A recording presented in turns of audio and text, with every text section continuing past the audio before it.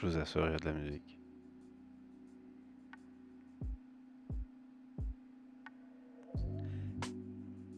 Et bonjour tout le monde! Bon, je laisse mon fond d'écran, c'est un oiseau bleu. Je pense que vous avez compris avec le titre où je voulais en venir. Bonjour! Aujourd'hui, on commence le mois de mai dans une ambiance bizarre. Hein? Bon, je vais pas commenter l'actualité politique, je vais pas commenter l'actualité catastrophique qu'on a pu avoir en avril. Je vais commenter l'actualité qu'il y a autour de Twitter. Twitter va être mon point de départ pour des réflexions purement technologiques et potentiellement idéologiques. Ouais, quand même. Faut expliquer des choses. Il faut expliquer des choses. Qu'est-ce qui s'est passé avec Twitter? Alors, je vais pas faire le montage financier au complet. Il va falloir comprendre que Elon Musk s'est intéressé à l'achat de Twitter. Elon Musk, c'est le propriétaire de Tesla, de Boring Company, qui a travaillé chez PayPal, non, qui a eu PayPal. Ah, je maîtrise mal sa biographie, mais c'est pas le sujet, c'est pas le sujet. C'est un homme richissime, plein d'idées, qui travaille beaucoup et qui a tendance à faire du bruit avec peut-être des mauvaises blagues, qui a tendance à faire du bruit avec différentes manipulations autour du Bitcoin ou du Dogecoin. Bon, c'est pas la peine de commenter tout ça. Ce qui est intéressant en fait, c'est de parler que Elon Musk s'est intéressé au rachat de Twitter en disant je vais racheter Twitter à mon nom. C'est-à-dire la somme colossale qu'il faut pour racheter une entreprise comme Twitter. Il se dit ouais non, je vais faire un emprunt à mon nom, tout va bien. Bon, c'est plus qu'un emprunt. Il va pas juste voir sa banque, hein, comme s'il en avait qu'une seule, pour dire j'aurais besoin de 11 milliards. Non, non, non, c'est plus compliqué que ça. D'ailleurs, on n'est pas à 11 milliards. 11 milliards, c'est ce qu'il avait engagé par rapport à je sais plus quoi. Passons. Ce qui est sûr, c'est que il s'est dit je vais racheter Twitter et je vais mettre ma philosophie là-dedans. Et c'est ça qui m'intéresse. Et un autre point qui m'intéresse, et c'est une information très récente, et bien finalement il est plus tout seul pour racheter Twitter. Il a mis derrière toute une ribambelle de... et je veux bien dire ribambelle. Je trouve que déjà le mot il est drôle à dire, mais en plus il correspond bien. Donc il y a une ribambelle d'entreprises et d'individus qui se sont dit moi j'ai envie de mettre de l'argent là-dedans pour être propriétaire de Twitter, du moins en partie, et avoir mon mot à dire. Là-dedans, on retrouve par exemple Binance. Binance qui est une plateforme de crypto-monnaie. Par rapport à tout ce qu'on a pu dire sur la crypto, sur... depuis un moment, là, avec les pubs interdites, avec différents usages, avec plein de... Il y a quelque chose. C'est qu'ils ont envie quand même d'avoir leur mot à dire pour dire non, non, on a quand même le droit de parler de crypto sur Twitter. Ça veut dire que peut-être ils ont l'intention de se dire il faudrait que Twitter puisse permettre de s'échanger, de se payer des choses. Je pense qu'ils ont des projets qu'on n'imagine pas. Bon, je m'égare, je vais loin. Je vais essayer quand même de résumer ce que j'ai pu retenir du projet d'Elon Musk. Elon Musk n'a pas de projet clairement défini qu'il aurait annoncé au public.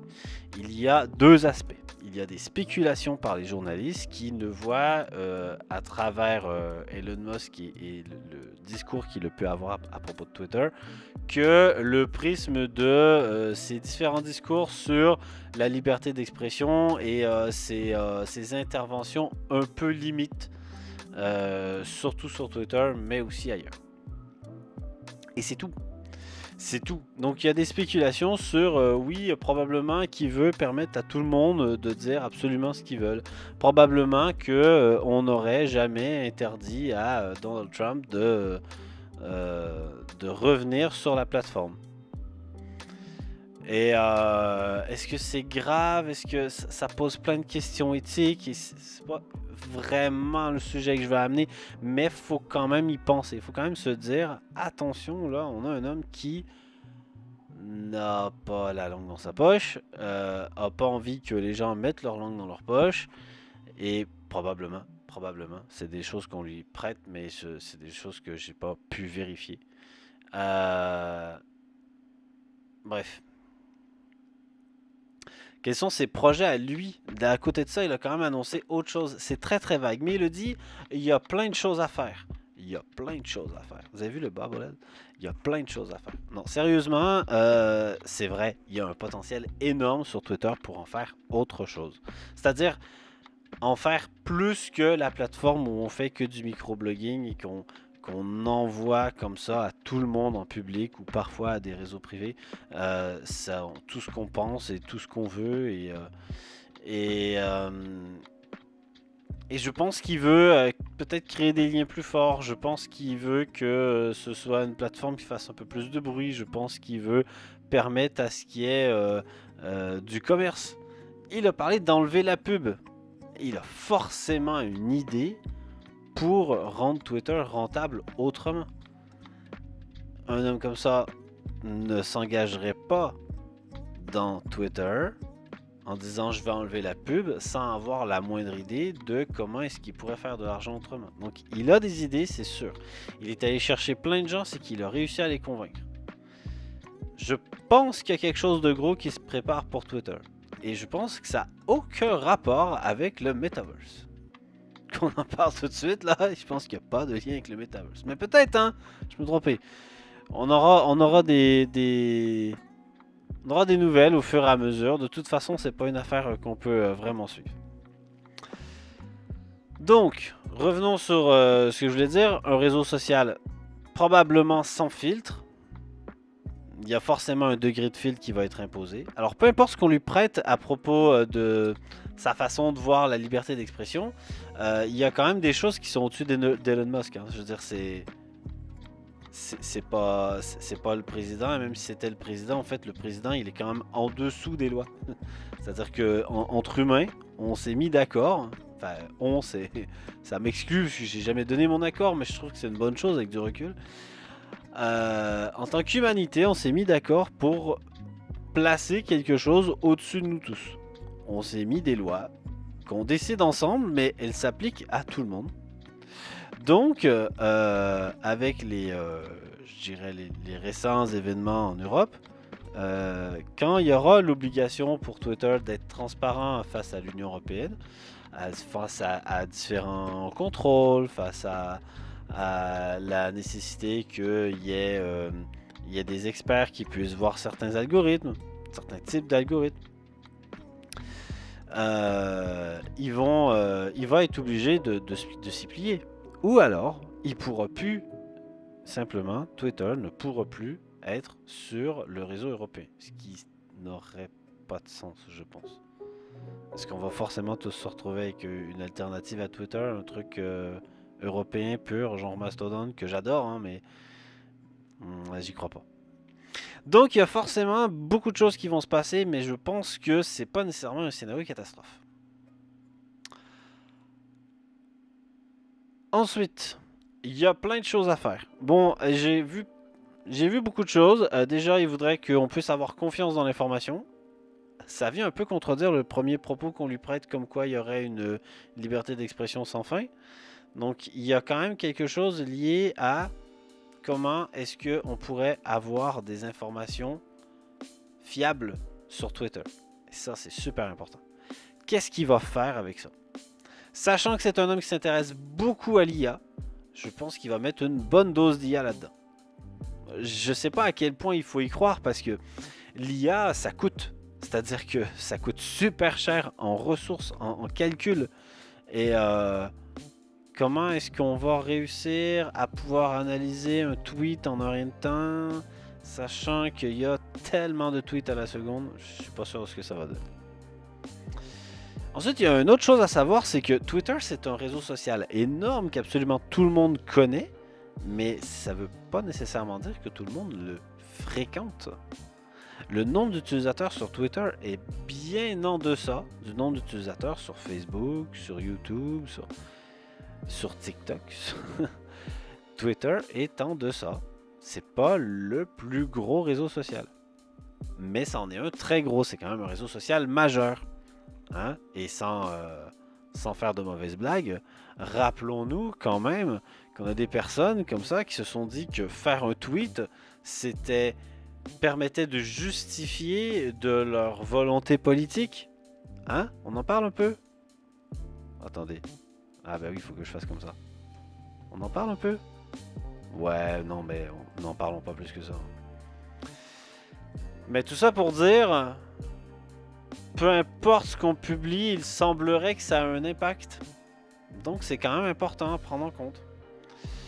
Le réseau à l'oiseau bleu, ouais, appelons-le comme ça, comme des journalistes. Le réseau à l'oiseau bleu a quand même son impact. Et peu importe ce qu'on y publie, ça a un effet. Il y a des journalistes qui prennent la peine de reprendre des tweets comme des déclarations officielles. Parce que ça a été mis sur une plateforme de manière publique, là où les gens peuvent... On dit pas tel député a dit quelque chose, je ne vais pas faire de fausses phrases ou rien, a dit quelque chose sur son blog ou en interview, on le dit hein, bien sûr, mais sur un blog en tout cas ça n'existe pas trop. Sur un vlog, je crois que ça ne se fait quasiment plus. Et pourtant, quand c'est un tweet, ça circule très facilement.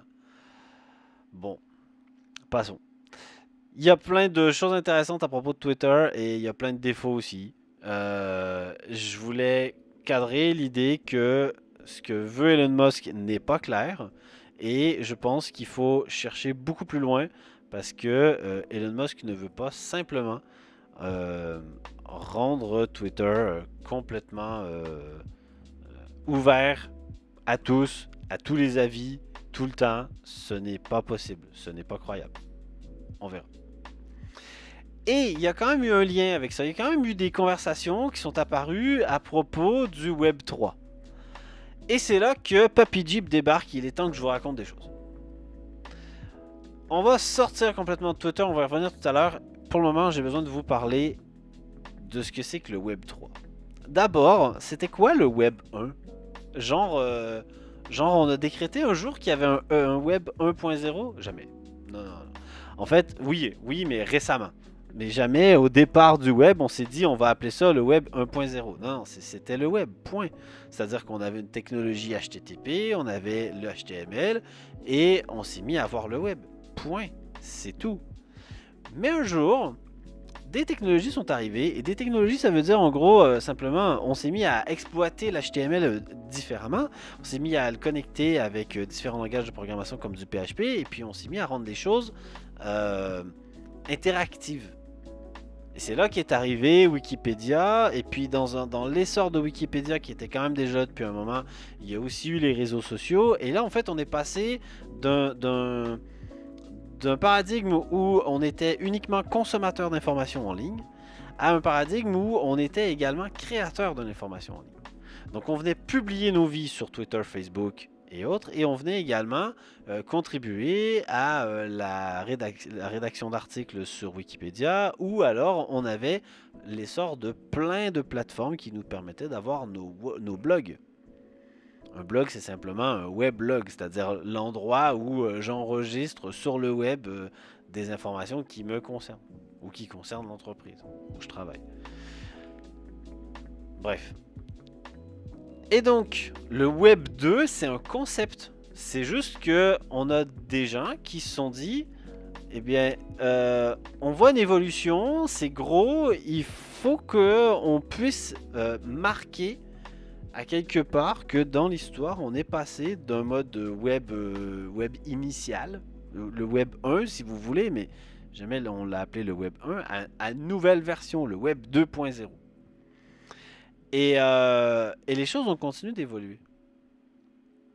Et il y a plus de 10 ans, je pense qu'on en est à 13 ou 14, une nouvelle notion est arrivée. Et à cette époque, on parlait de... Attendez, je vais ressortir, j'avais un petit article sur le Web 2, mais bon, j'ai peu de choses à vous dire là-dessus. À cette époque, on parlait de Web Squared. Alors, je vais vous sortir 3 pages un peu différentes parce que j'ai eu du mal à trouver des informations sur le Web Square. Vous allez comprendre pourquoi. Déjà, première information, il s'agit de comprendre que déjà, il va falloir que je me pousse. Hein? Vas-y, pousse-toi, Jeep, t'es où? C'est là. Voilà. Et donc, le Web Squared, c'était un concept où on se disait, mais attendez, avec le Web 2, où tout le monde peut venir apporter plein d'informations, on entre dans un monde où on va avoir des appareils connectés. Et le Web Squared, en fait, ça va permettre d'amener plein d'informations sur comment les gens utilisent leurs applis, sur les positions GPS, et là en fait on allait avoir plein de métadonnées sur tout ce qu'on publie, sur tout ce qu'on fait, et puis des données qui sont en live pour raconter que tel individu est en train de nous raconter au fur et à mesure, ça se publie automatiquement sur les réseaux sociaux, il y a des photos qui sont prises automatiquement, il y a sa position GPS qui est en direct. On s'imaginait des trucs fous qui sont pas vraiment arrivés, mais en tout cas c'était possible. Le Web Square, de la même manière que le Web 2, c'est un concept. C'est-à-dire que c'est un nom, c'est un peu comme du marketing. C'est juste un nom qu'on a accolé à des pratiques, à la manière dont, dans le présent, on arrivait à se figurer qu'est-ce qui était en train de devenir le web. On était passé d'un web avec de l'information à consommer à un web avec de l'information qu'on passait notre temps à créer. Et maintenant qu'on a toutes ces données-là, on avait l'impression qu'en fait, on allait juste créer des données de manière exponentielle. D'où le côté web au carré. Ouais, j'ai pas traduit, hein. Web squared, ça voulait dire web au carré en fait. Et ben, quand on cherche sur Google, on trouve pas d'informations, par exemple, sur Wikipédia. Il n'y a pas ça. C'est un concept qui n'a pas pris. Il y a eu des salons à l'époque, là on parle de 2010, on parle de 2009 ici, voilà. Il y a eu des salons à l'époque ou des forums ou des discussions avec des grands penseurs du web qu'on regardait à chaque fois qu'il y avait une nouveauté qui arrivait et qui nous expliquaient que ben ouais, c'était juste un concept et que le web au carré en fait c'était l'avenir du web en fait.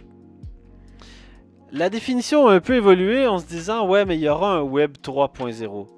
Genre on est ici c'est écrit en plus là. Web Square transition vers le web 3.0 ou nouveau paradigme. Bon, vous le voyez, ça a pas pris. Ça n'a pas pris, mais c'était juste un concept. Alors, est-ce que j'ai une définition là? Il me semble que oui. Il me semble que oui, j'en avais une là. Non, même pas, non, c'est un peu du bullshit. Justement, cet article, il était un peu bullshit. Alors, tous ces mots, hein, Web 2, Web Squared, Web 3, c'est du bullshit. Hein. C'est-à-dire que, comme je le dis, c'est juste un nom qu'on met sur un concept, mais on va pas tous l'appliquer de la même façon. Et puis, de toute façon, les usages, ce que les entreprises vont proposer selon ces paradigmes-là et la réalité, tout ça mis ensemble, ça va faire que à la fin, quand on racontera l'histoire, on racontera quelque chose qui est forcément différent de ce qu'on essaie de s'imaginer aujourd'hui dans le présent. Aujourd'hui, en ce 8 mai, qui est supposé être férié mais qui est dimanche, en ce 8 mai 2022, on s'imagine que le Web 3 a une certaine définition que je vais donner tout à l'heure. Et pourtant, dans 5 ans, dans 10 ans, qu'est-ce qu'on racontera sur le Web 3? Est-ce qu'on a réussi à aller au Web 3 ou pas? Alors je vous lis ici justement un petit peu du bullshit. Je mets bien des guillemets sur bullshit. Hein. Je veux pas du tout insulter l'auteur ou quoi que ce soit. Je veux juste dire cet article a forcément été écrit à travers le prisme de ce qu'on s'imaginait il y a 10 ans, il y a plus de 10 ans. Web 1, publier et lire sur le web, ça c'est ce que je vous disais. Web 2, publier, lire et donner son avis. Ouais, c'est un peu plus que ça. C'était pas juste donner son avis, mais bon, passons. Vous avez compris, hein, c'était le fait qu'on puisse participer. Donc il y avait le Web 2, c'était Wikipédia, donc je peux contribuer à des articles. C'était en effet les commentaires, les avis en ligne. Tout à fait. Et c'était aussi je participe aux réseaux sociaux et donc je publie mes propres données. Web 3, publier, lire, donner son avis et déduire. déduire. Ce que je publie, lit, répond est lié à un contenu automatiquement proposé. D'accord. Et Web 4, publier, lire, donner son avis, déduire, et tout cela par un robot, non plus par un être humain. Qu'est-ce que c'est que ça? Qu'est-ce que c'est que ça? Je comprends rien. Non, ça n'a aucun sens. C'est ce qu'on s'imaginait il y a plus de 10 ans et c'est pas comme ça que les choses se sont déroulées. Et c'est pas grave. C'est quand même normal que à tout instant dans l'humanité, on s'interroge sur de quoi pourrait être fait demain et de quoi seront faits les prochains mois et les prochaines années. Surtout, vous avez vu le mois d'avril, là? On s'interroge. Bon, ben là, c'est pareil. Eh ben, le Web 3, en fait, il a une autre définition un peu plus claire que voici, que j'ai trouvé ici sur Wikipédia, qui est plus récente. Encore une fois, il s'agit d'un concept et ça ne veut pas dire que ça va forcément perdurer tel quel. Le Web 3 est un terme, c'est juste un terme, c'est juste un... bref, qui renvoie à l'idée d'une nouvelle génération de technologies du web basée sur la technologie des chaînes de blocs, les blockchains, les fameuses, par opposition au Web 2.0 qui désignait le web social. Ah! Et là, on a une définition du Web 2.0 différente de ce que j'ai pu voir ailleurs. Est-ce qu'on avait ça ici? Le web social? Ah voilà, le Web 2.0, quelquefois appelé web participatif. Par web participatif, ça rejoint plus la définition que je vous donnais tout à l'heure que le web social, puisque il y a plus que les réseaux sociaux. Mais c'est arrivé en même temps, tout ça. Toujours est-il que le Web 3 serait lié à la blockchain, basé sur la technologie des blockchains. Ok, le terme Web 3 est aujourd'hui différent du concept de 99 pour une web sémantique. En 2006, Berners-Lee a décrit le web sémantique comme un composant du Web 3 qui est différent du Web 3, du Web 3.0 qui est différent du Web 3 dans le contexte de la crypto. Donc il semblerait que Web 3 c'est spécifique à la crypto. Donc c'est quoi le Web 3? Parce que j'ai pas tout compris. C'est un web lié à la crypto? Ok, si je devais essayer de limiter ma définition en étant imprécis. De toute façon, ça tombe bien, j'ai pas énormément de gens qui vont m'écouter et qui vont commenter. Mais vous êtes libre, hein, bien sûr, je vous invite à venir amener des précisions, merci. Mais moi, je vais simplifier à mort. C'est-à-dire, le Web 3, c'est l'idée que mes données, je vais pas seulement consommer celles des autres, je vais pas seulement produire mes propres données, je vais pas seulement produire des données qui sont liées à mes usages sur les applications, mes positions GPS et tous les appareils qui m'entourent. Je vais également avoir la possibilité de garder le contrôle sur mes données et de pouvoir dire mes données m'appartiennent. Je les enlève du réseau. Je les fais disparaître. Alors ça fait rêver. Dit comme ça fait rêver. Moi, si vous me proposez que toutes mes données, tout ce que je fais, tout ce que je vous publie sur Twitter, mes vidéos que vous regardez sur ma chaîne, toutes les informations qui me concernent, si elles pouvaient, par une technologie fiable, juste d'un clic, de ma part seulement et pas de n'importe qui d'autre, uniquement par moi, si je pouvais simplement la supprimer, ça serait magique, ça serait parfait. Sauf qu'en fait, on n'y arrive pas à ça. Et la blockchain n'est pas la solution pour ça. Pas la seule. Et la blockchain, rappelez-vous, c'est un historique. Donc, si c'est comme une espèce de grosse base de données qui ne peut pas oublier. On est obligé, dans cette grosse base de données, de se rappeler de ce qui a été mis au début, à une certaine époque, et d'y rajouter des choses. Et donc, à un moment donné, s'il y a un point dans l'histoire de la blockchain où on dit non, en fait, on va enlever des informations de la blockchain, ça pose plein de questions. C'est pas tout à fait cohérent. À ce moment-là, est-ce que la blockchain, c'est vraiment puisqu'on va me dire oui, mais non, mais il y aura des nouvelles technologies, machin, qui utilisent la blockchain, qui vont permettre ça. D'accord, oui, je suis prêt à le croire, il n'y a pas de souci. Mais on n'y est pas. On n'y est pas du tout. Et là, je vais faire un parallèle avec Elon Musk. Vous allez peut-être me voir venir. j'ai vu énormément de commentaires, à ma grande surprise d'ailleurs, de tous ceux qui croient en la crypto. Quand je dis qu'ils croient en la crypto, ça veut pas dire que je me dissocie, que genre j'y croirais pas, hein. C'est pas le cas du tout. Mais de gens en tout cas qui se figurent que l'avenir va être basé sur la crypto, avec tout ce qu'on dit de la crypto, qui est lié au blockchain et qui est lié aux différents tokens et aux différentes crypto-monnaies, etc. Et qui sont persuadés que le Web3, c'est là, c'est en train d'arriver. Alors, c'est pas entièrement faux. Malgré le fait que j'ai râlé à l'instant, en train de dire ça n'arrivera jamais, ou plutôt que j'ai plutôt dit c'est pas vraiment possible, on n'a pas encore la technologie pour ça, ou la blockchain c'est peut-être pas la bonne solution. Bref, malgré ce que j'ai dit, il existe quand même des gens qui ont essayé de faire des choses et qui sont en train d'essayer de faire des choses et qui vous racontent qu'ils l'ont fait. Donc, ce que moi j'observe, c'est que on a des technologies qui vont dans le sens de la définition du Web 3. Donc je la remets, hein, c'est-à-dire un web dans lequel mes données pourraient m'appartenir et à partir du moment où je décide de supprimer mes données, je peux le faire. Espérons que ça existe. Et qu'il suffirait que moi je l'active pour que ça soit efficace partout. Mais j'y crois pas, mais bon. Toujours est-il que dans le contexte de la Web 3, on a des technologies qui permettraient de faire ça. Et donc on a des gens qui sont plutôt dans la recherche, la R&D, dans les essais, qui sont en train de se dire, bah regardez, on a quelque chose qui fonctionne. Ils ont la preuve que techniquement ça fonctionne. Est-ce que ça fonctionne à grande échelle? On va encore se poser des questions. Il y a encore plein de questions à se poser. Est-ce qu'on va pouvoir tous installer ces technologies dans nos téléphones et juste avoir quelques boutons à appuyer pour que tout fonctionne? Est-ce que ça va demander plus de ressources que ce que les crypto-monnaies demandent déjà actuellement alors qu'au niveau de l'environnement on va droit dans le mur? J'en sais rien, je n'ai pas la réponse, je n'en sais rien. Encore, si vous avez l'information, mettez-la en commentaire. Mais il s'agit de comprendre que, à propos d'Elon Musk et de Twitter, j'ai vu plein de commentaires en train de dire « Ouais, c'est super, lui il va amener le Web3 pour de vrai chez Twitter, et puis ça y est, Twitter va vraiment appartenir aux gens. »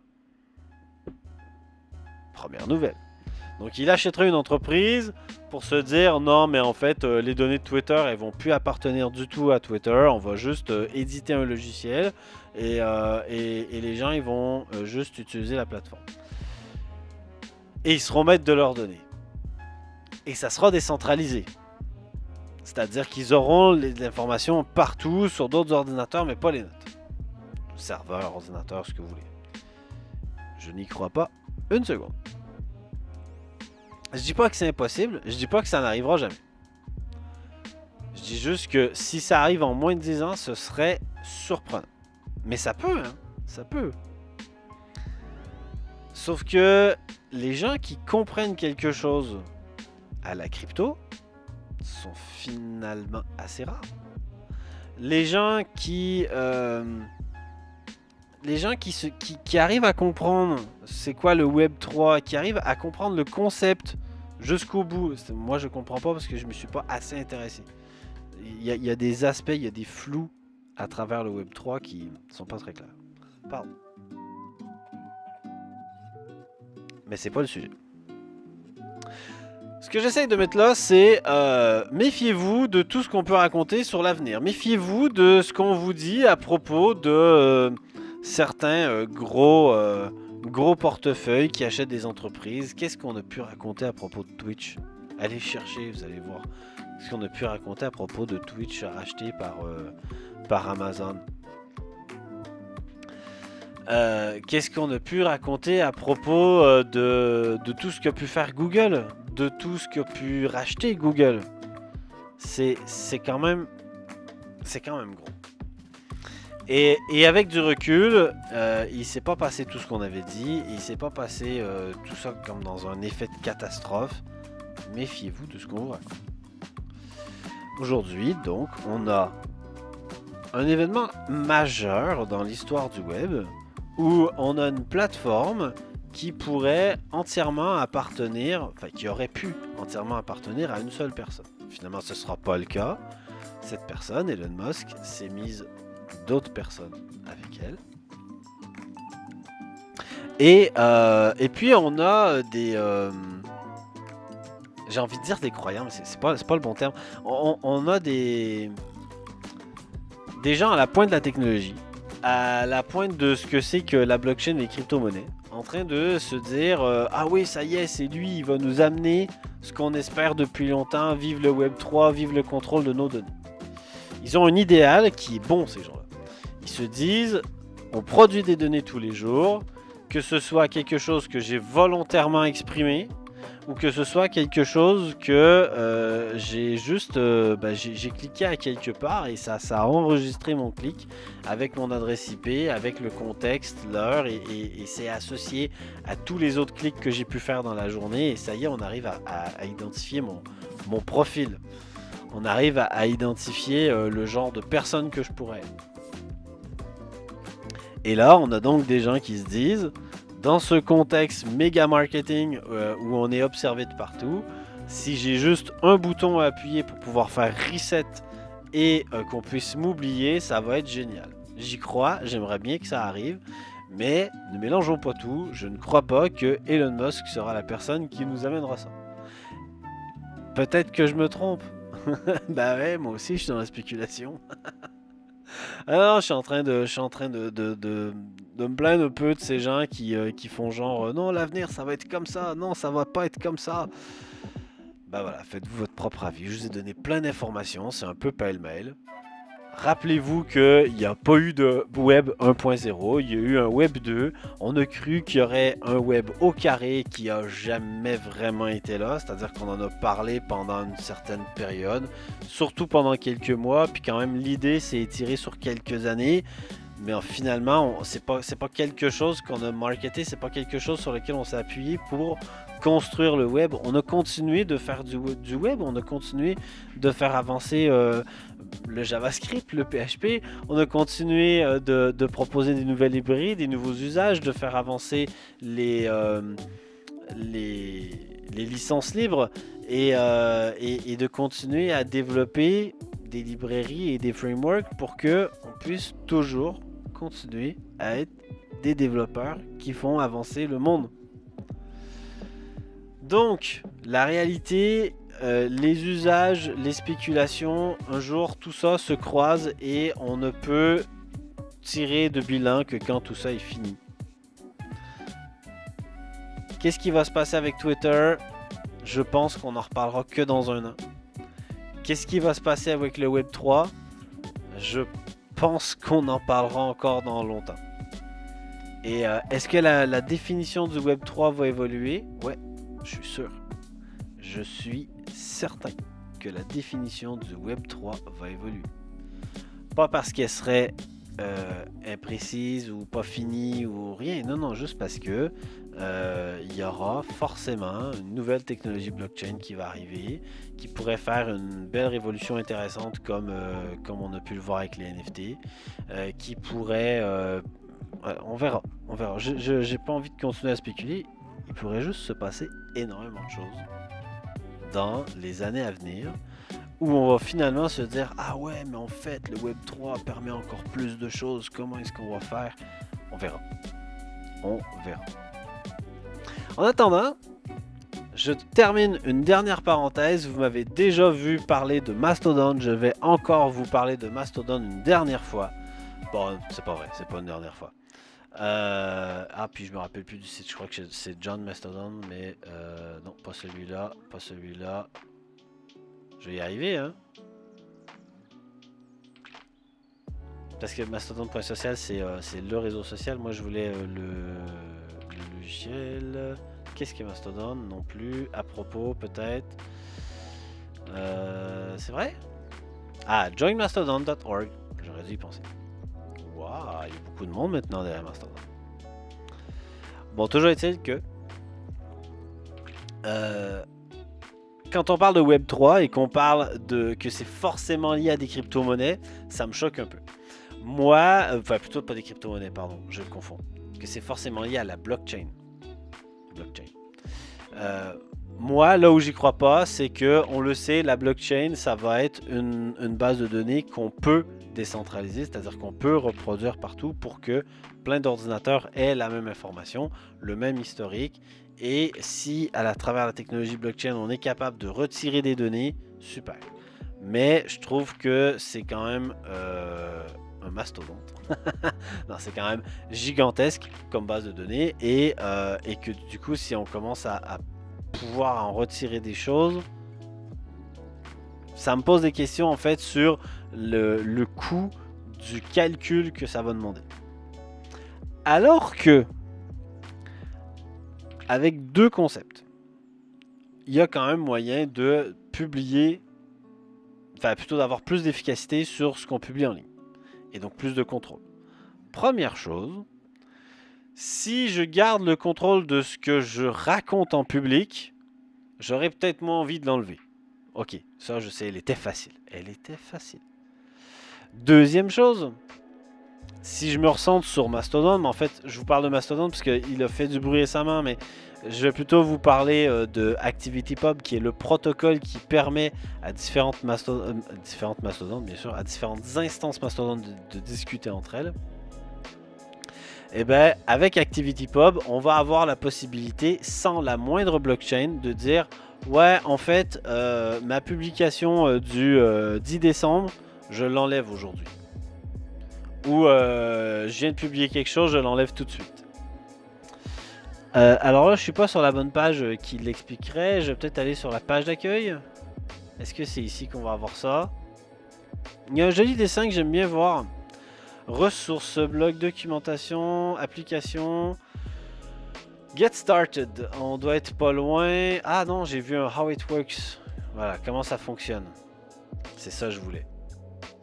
Je vais reprendre le petit dessin qui est là. Voilà, j'aime bien ce petit dessin. Non, non, lâche-moi. Je peux t'enlever les... Voilà. Il est là, il est là, il est là. Donc voici un dessin qui représente bien les différentes instances de Mastodon.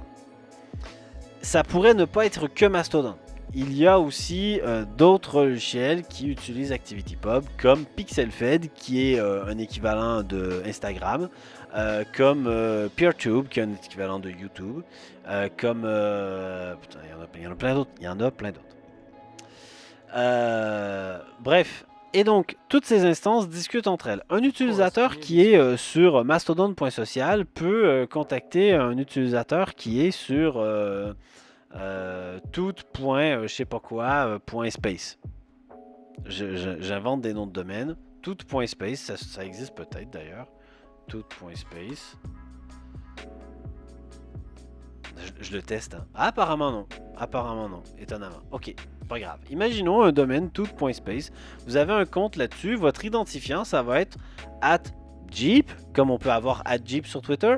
Et bien là, on va avoir @Jeep @tout.space. Comme une adresse email avec un au début encore.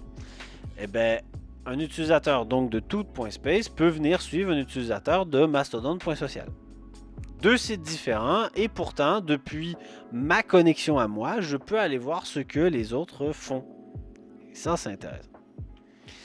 Et surtout, le protocole ActivityPub fait que quand je décide que je supprime une donnée, eh ben, je vais envoyer un espèce de message à toutes les instances qui me suivent pour leur dire « Ouais, tu avais une information à mon sujet, en fait, je souhaite l'enlever. » Voilà. Alors, la fiabilité de j'ai demandé à l'enlever, est-ce que ça va vraiment être enlevé? Ça, c'est une autre question. Mais de toute façon, à partir du moment où une information est sortie, qu'elle est là en public, c'est un peu difficile de la contrôler.